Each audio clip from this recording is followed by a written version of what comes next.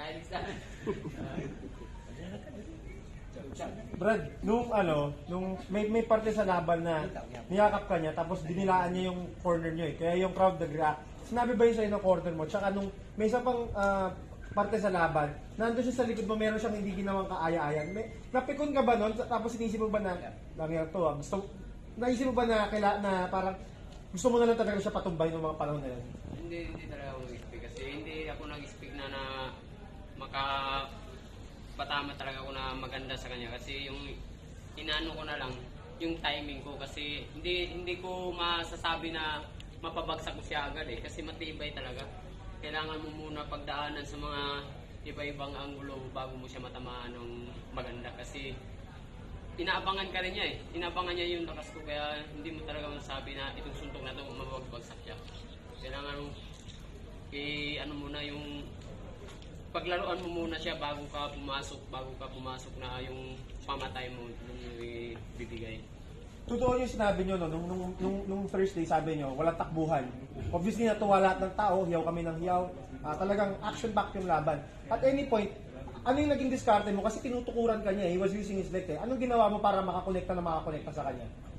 Wala, hindi ko na siya pinalayo kasi kapag lalayoan ko, sobrang haba yung kamay niya. Kaya mabutan niya ako eh.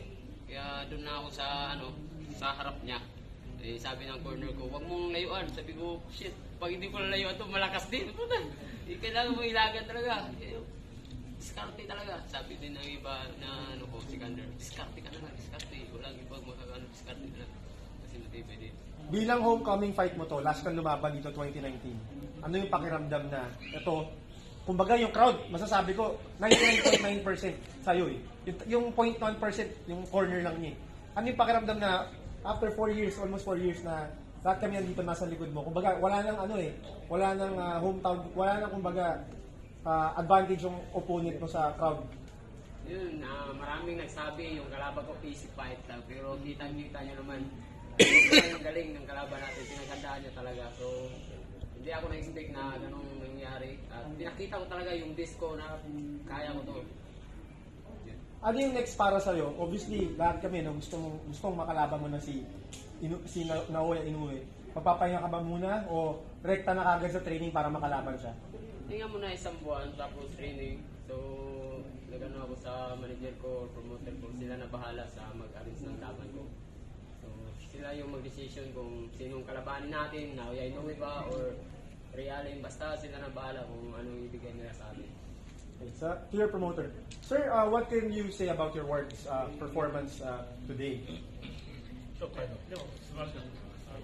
やっぱり左打つのね、タイミングダウンもね、すごい素晴らしかったし、最後粘って、久しぶりのショットだと思うけど、ジュニアのしっかり戦ったのは素晴らしかった。 sobrang magandang laban daw po yung nangyari. And then yung left hook po ni Casimiro, sobrang magandang left hook yung napatumba niya siya. And then obviously sobrang tough daw yung laban, umabot hanggang sa last round. So ending, nanalo siya, so very good fight daw. あとすごい思った以上にいい相手でびっくりしたし、相手よくしっかり勝ったと。 More than expected of yung kalaban niya is very tough. So pero babod din na nanalo daw si Casimiro. Last Thursday, you told me that if he wins this fight, you will set up one more fight before actually going with Naoya Inoue. Will you still push through with this plan of yours?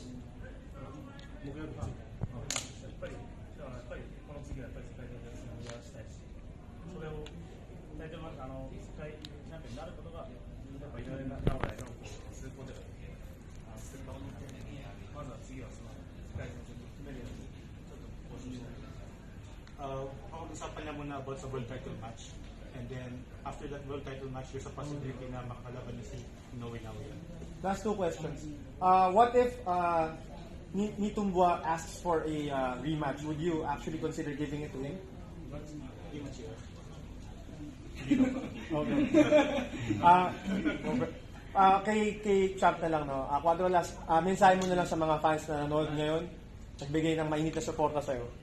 Nagpapasalamat po ako sa lahat ng mga fans ko at lalo na sa mga press at mga YouTuber at sa lahat ng pumupunta dito sa Okada Arena at sa lahat ng sumusuporta sa akin lalo na sa my team, Padres.